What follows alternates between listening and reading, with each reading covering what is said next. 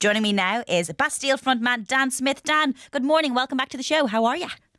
Thank you so much. I'm good, thanks. I am we're just on a little tour to celebrate the release of the album.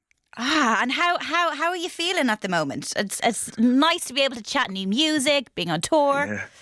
Yeah, I'm just really, really excited that the album's out. I guess it's been, obviously we've made it in a strange context. Everyone's had, very odd couple of years, and it continues to be pretty weird. But yeah, we're just super, super proud of the album, and it's really nice to be getting out there and playing little shows. We're doing this tour in association with sort of indie record stores, so loads of independent record stores, and playing sort of small venues, both of which are amazingly important to kind of to music and to new artists coming through. So it's nice to sort of be doing a small little kind of grassrootsy tour, whilst we're also putting out this slightly big, mad science fiction album that we made. So yeah. Well, how are you? How are you doing? I'm good, thanks very much. Really good. Well, the whole show we've just been talking about music and songs that can bring you back, and even your songs. I was thinking of like Pompeii brings me back to like being at a live music gig at a festival, like in the crowd. For you, is there any particular song, not of your own songs, but any song, we're asking everyone, just brings you back to a particular moment? Especially, we talk a lot about music and childhood, that it's a song that kind of brings back those memories. Imagine if I just listed loads of our songs and loads of really so yeah, I've got, so many. Like you said, music is just so evocative, isn't it? It's like a smell. It's like a smell when it just immediately transports you back. When I was a kid, me and my sister were completely obsessed with the score of the Fugees album. Yes. And so like Killing Me Softly just takes me, or like Ready or Not or whatever, takes me right back. I also remember listening to the Alanis Morissette album, Jagged Little Pill. Yes. Yeah, in the car. And basically, me and my sister loved it. But my mum, because it had swearing in it, like a bunch. Me and my sister thought we were so clever. Like whenever she'd swear, we'd be like, like pretending to cough and stuff, thinking that like mum would have noticed. Obviously, she's not an idiot, and she can hear. So it was like, guys. So I remember that. So many. One of my favourite musical moments was when Jay-Z headlined Glastonbury, and there was all that controversy because it was a while ago, and a lot of sort of a lot of dinosaurs were kind of skeptical about hip hop at festivals, which seems so mad now that was a thing. What the hell? But anyway, good that it's not. And he walked out like with a guitar strapped around him playing Wonderwall. I remember as like a big fingers up to that whole thing, and it was just so iconic and amazing. And he just followed Amy Winehouse, who'd played as well, and it was kind of incredible to get to see her. It's so nice to obviously I'm talking about your album, but even just hearing you talk about music and other people's music, you just get so excited. Oh my god! I'm like Glastonbury is one of my friends' like favorite weekend of the year. Oh, I cannot wait for it this summer. Bring it back. Tell me about it. Bring it back. Still got to try and get tickets, but yeah, I don't know. Just live music, I've missed it. So much more for me. So much more than playing gigs. I've just missed going to shows. Going to them as well. A bit of a like busman's holiday, but it's like just the best thing to do, to get to go stand in a room or a field with a bunch of strangers and hopefully people you know as well, and just like dance around and sing along to tunes that you love. Like, it's the best. Well, when you're not in a crowd watching music, you're up on the stage performing it. I want to talk about the new album, and you do mention it's a little bit different than anything you've done before. You've made a concept album. Did you kind of set out to make it this way, or did you kind of start writing and realise that they kind of had similar themes?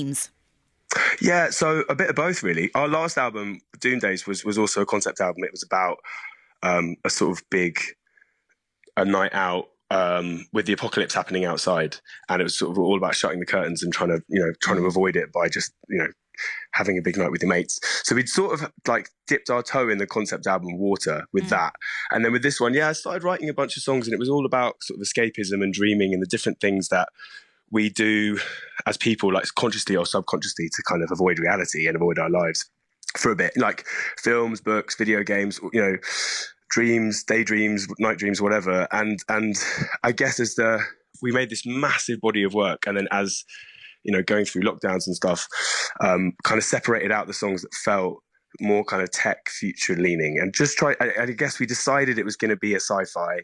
It was a really collaborative album, which was fun because normally normally our albums aren't that collaborative, but we brought in songwriters that I'd met along the way, writing for other people, and lots of friends and different musicians. Riz Ahmed has like an amazing poem that halfway through the album that's like really beautiful. This incredible singer called Bim, like loads of our mates. Just I don't know. It's I guess we made it in an isolated time, but we wanted it to be as collaborative as possible. So yeah, it's kind of a concept album. It relates to all of us and our relationship with technology, but hopefully not in a too overbearing way. Like it's that stuff is there, and there is a thread that runs through it. But we also just wanted to make an album that made us want to dance around the studio loads. Because, like, let's face it, we've not been able to go to gigs, we've not been able to do these things, go to clubs, go to festivals. So it was important to, I think, like, why Riz was up for being on the album was when we sent him some of the songs and talked about what we wanted him to do, he was just really liked that we were kind of engaging with quite complicated topics, but within pop music. Yeah. And so I hope that sort of comes across, that it's not too like serious, because I guess, it sort of explores some quite complicated themes, like how technology affects how we see ourselves and interact and all that kind of stuff. But it's also just meant to be fun. But also, you say complicated. It's like tech is in every single person's life over the last 2 years. We're all connected somehow. So they're very, very common themes as well. You've got a huge UK arena tour later in the year, Dan, but you're currently on a smaller indie venue tour. How difficult is it to prepare for those big shows compared to those little shows? Or do you prefer the big shows? Because sometimes the smaller, more intimate ones are actually more difficult because you can see the crowd more. Yeah, good question. I mean, I'm not that comfortable on stage at the best of times, but I think the big shows, when we make an album, I love to sort of go fully conceptual with it, and I get really obsessed with like the videos and the artwork and everything, and we sort of try and build a world around it. And with this album, we sort of, just as a bit of a joke, set up like a fake tech company just to kind of like poke fun at the tech overlords. But like it's a kind of fun way to be able to talk about our music without having to sort of wave ourselves in front of people. So with the show, like with the arena show, like that's going to be really fun. Like stepping that up and trying to make an experience that's a really fun night out, but also quite immersive and allows us to talk about a lot of the themes of the album. Whereas the tour we're on at the moment is totally different. It's basically, it's like me and Charlie Barnes, our live guitarist, and he's basically put together a completely different show that's really intimate with like sort of loop pedals. We're trying to make it really interactive as well, because obviously we're only touring the UK, but we're lucky enough to sort of get to release music all over the world. So we're taking requests from people in different countries and playing those songs and trying to stream them live. And we're also getting people in the queue, because a lot of the album's about kind of dreaming and stuff. So we're getting people in the queue to get in and online to give us their maddest dreams. And then at a certain point in the set, we're basically singing, we're like improvised singing their dreams back at them through a lot of vocal effects. It sounds completely mental, and it sort of is, but like we tried it last night. Last night was the first show. We tried it. It kind of worked. Everyone was in hysterics. But also, like for a band that have been, you guys have been around for a long time now, you're so excited about getting up there again. I can hear it in your voice, just to kind of, and you can always push the boundaries of what you guys can do as a band. Before I let you go, we're about to play your track "Shut Off the Lights." Can you tell me a little bit about it? Yeah, so this song is so heavily, as you can hear, inspired by Paul Simon's Graceland. And yeah, it was one of the first songs that we wrote for the album, and I wasn't quite sure how it was going to fit in, but it comes after Riz Ahmed's interlude, and it's sort of in a point in the album where all of your kind of worries about the future and the state of the world have got to this kind of ridiculously anxious height. And then Riz kind of grounds you back down, and this song is basically, it's about intimacy, and it's about the person that you're next to kind of pulling you out of, reaching into your brain and pulling you out of your kind of anxieties and worries, and just being like, just be here, be present. But it's also just really fun. Like this is the song that most makes me want to just jump around in the studio. So I hope people like it. Well, thank you so much, Dan. Always love having you on the show. Thank you so much for joining us this morning. Thanks so much for having me. Sorry, I had a strong coffee. No, it's all right. I need more coffee, I think. Dan, thank you. And right now, this is an exclusive special recording of Bastille's new single, Shut Off the Lights. Enjoy.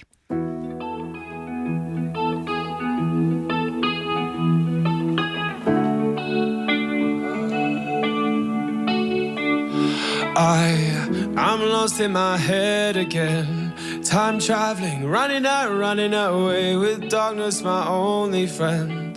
Don't wanna do this all again. You pull me back down to earth. Close off, your hands around me. Grace landing onto your bed. There you are. In my head there's a beat, it's the beat that you make when you're moving your body. You prove that I can't escape. I can't escape. Got my heart in your hands and your hands on my chest. In my chest there's a breath, it's the breath that you take away. And you said, shut off the lights, we don't need them to dance. Oh, oh, you said, just shut off the lights, we don't need them to dance. Oh, oh, you said, just shut off the lights, shut off the lights. We're drunk, we're invincible. No going quietly into the night. This room is our universe. You are my gravity tonight. No talk of the future now. Dark thoughts, you're shaking them, taking them out. This rhythm that we create sets me straight. In my head there's a beat, it's the beat that you make when you're moving your body. You prove that I can't escape. I can't escape. Got my heart in your hands and your hands on my chest. In my chest there's a breath, it's the breath that you take away. And you said, shut off the lights, we don't need them to dance. Oh, oh, you said, just shut off the lights, we don't need them to dance. Oh, oh, you said, just shut off the lights, shut off the lights. Last night you said, empty your head, be here with me. Shut off the lights, we don't need them to dance. Shoot out the noise for a moment. You said, let's just shut off the lights, shut off the lights.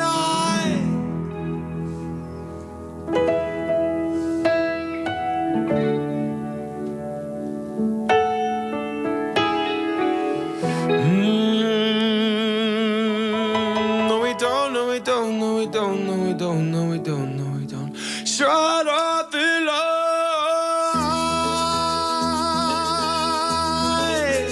Oh, oh, oh, oh. Shut off the lights, we don't need them to dance. Last night you said for a moment. You said, let's just shut off the lights, we don't need them to dance.